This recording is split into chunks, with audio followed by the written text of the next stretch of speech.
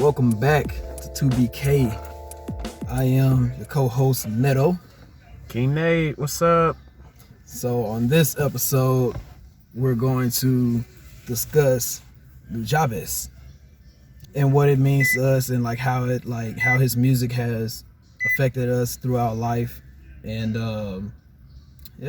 so gonna hop into this. So Nujabes, born June Saba, is a Japanese, or was a Japanese producer who created a mix of heavily jazz infused hip hop, from like samples and everything between. And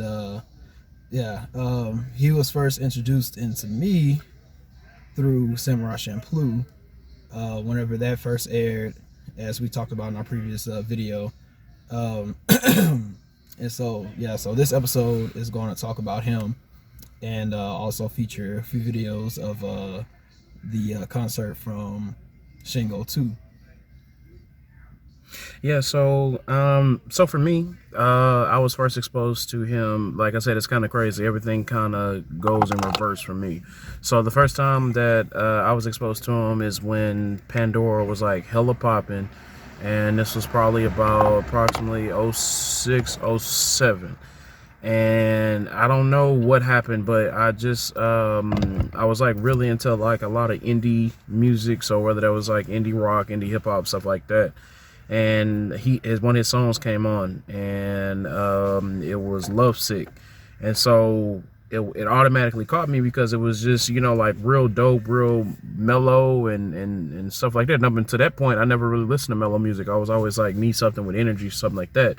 But it was so beautiful, I had to listen. And so then, of course, like I said, everything just happens in reverse. I, found out, oh my God, this is the guy, did some research. This is the guy who did the freaking soundtrack for freaking Samurai Champloo. And then ever since then, it's just been running with him. So when you first heard Nujabes, do you remember what song it was that you heard first? It was Battle Cry from Samurai Champloo. And when you first hear something, it's just like amazing. And it's like when you're streaming something, binge watching something, you always skip the intro, stuff like that. You don't skip this intro. No. You do not skip this intro. No. So it's bad. Yeah. And so when I first heard that, I was like, yo, this is dope. It mixes well with the anime, and then also like you hear some of his songs throughout the anime itself. And so you hear like the instrumentals, and then you actually go and find who it is, and you start listening like, I know this song, and like some of the instrumentals he actually had lyrics on it and stuff like oh, yo, like he like for real. And so like I started listening to more of it. I was like, yo, this is nice.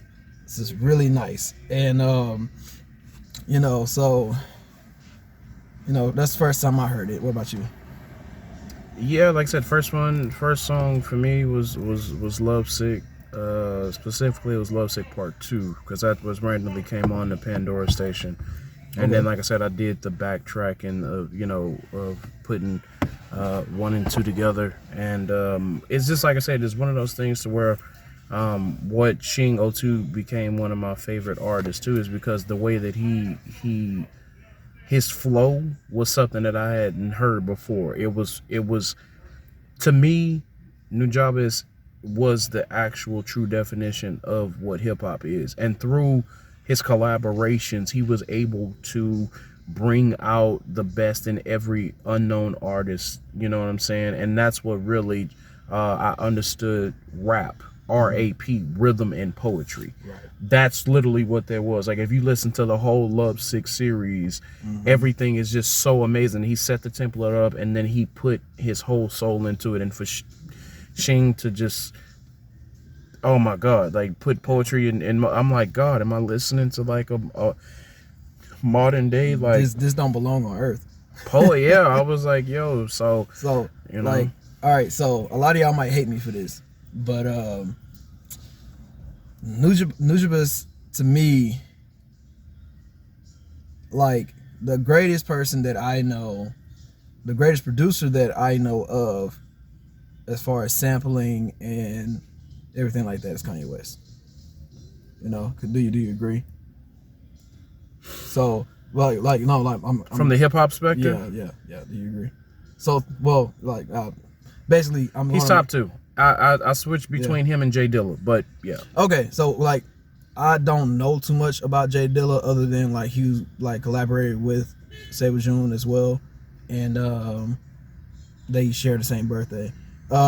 So what I'm getting at is that to me, when it comes to Nujabes, like his music, to me, I feel like Kanye West at his prime does not even compare. Meaning, like, he does not reach that status quo. Like, he can't touch Sabre June when it comes to that. 100% agree. That's how, like, that's how strong I feel about Sabre June's music.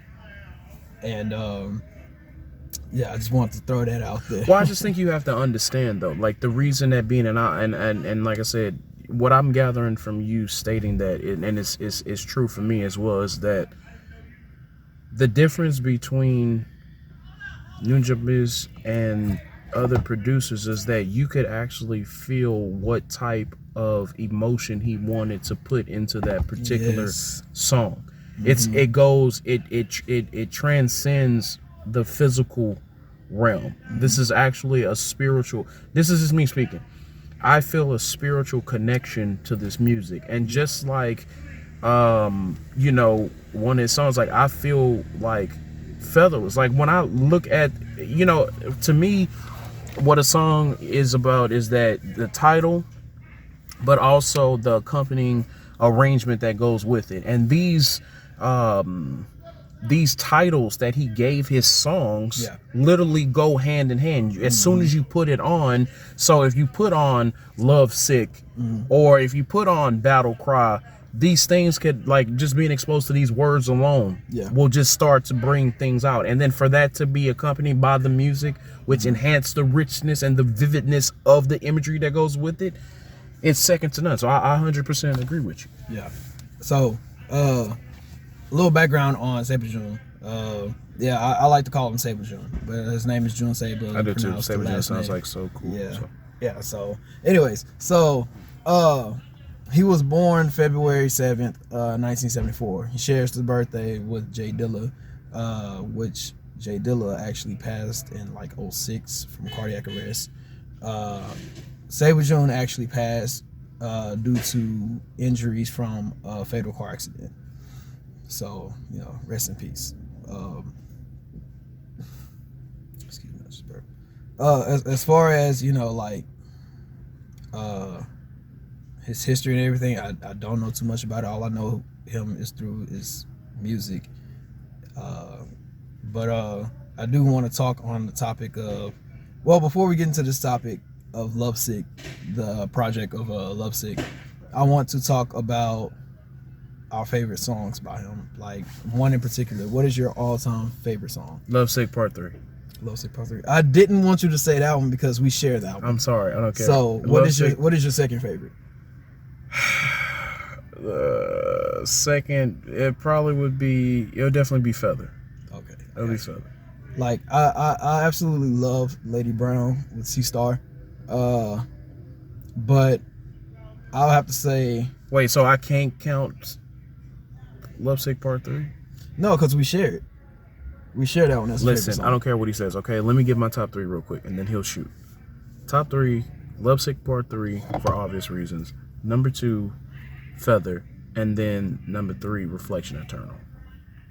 And then, I mean, if we could do a top 5, I could do that. But I'll throw Battle Cry in there for number 4. Yeah, you gotta throw Battle Cry. So, I mean, because, yeah, we say Battle Cry as the ladder of the top 5, just because that's on a different topic.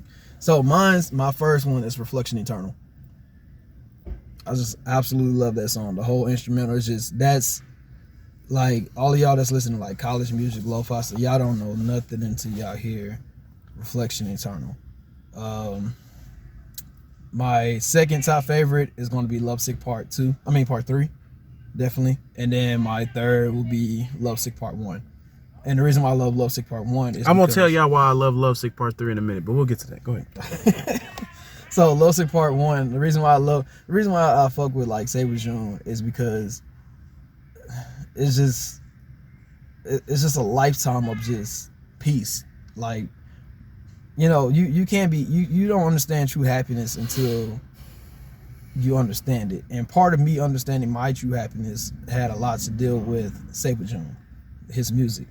And like I love the fact that he had Richard Pryor. He sampled Richard Pryor. You know, and then like I always tell people, like, people don't like me because I'm very blunt, but like I have this aspect of like, for me to deal with things, it's like it's like why are you tripping over it? Get the fuck over it and go live your life. You know, that's how I deal with stuff. And it's hard for me to tell other people how to get over something. So rather than me telling them, I'm just an ear.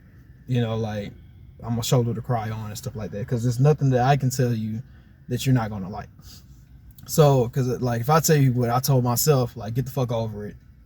People are in worse states and this and that, you know. And so like I like the Richard Pryor Lovesick Part One because like one of his jokes, he was saying like, I told y'all to tell you this story, you know, because he was going on and he said like at the end of the day I just realized, you know, I guess it ain't that bad, you know, talking about life, you know, so I guess it ain't that bad. And people start laughing, and it's like there's a lot of truth behind jokes and stuff like that. So that's why I actually like Lovesick Part One. And Richard Pryor is a very great comedian.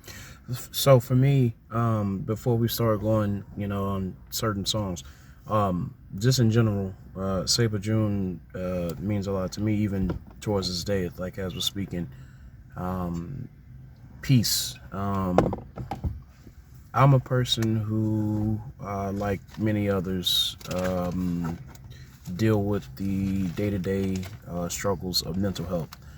And when I get into very intense moments inside myself, there is only I have a handful of artists, but there are literally only two that could really, as soon as I put their music on, it gets me into the calm and relaxed state that I need to be in, and Sabre June is number one. There have been many times where I literally felt like the world was going to end, and this is like no cap. Like I felt like I didn't want to exist anymore. But by playing his music, just from the get-go and just letting it go. I mean, everything. Even some of the later material that came out. Before you continue, like he's talking on mental illness. Like me as a person, I don't believe in mental illness, or let me say I didn't believe in it, like because I never understood it, because like how can you feel a certain type of way just by thinking it and stuff like that? Because like the stuff that I've been through, I have to tell myself, get the fuck over it, live your life. You know, there's nothing you can do about it. Let's try to stay positive and get through it. And it helped me out a lot. So I didn't really understand mental illness until, I met up with Nathan, and as we got closer, like he told me more about it.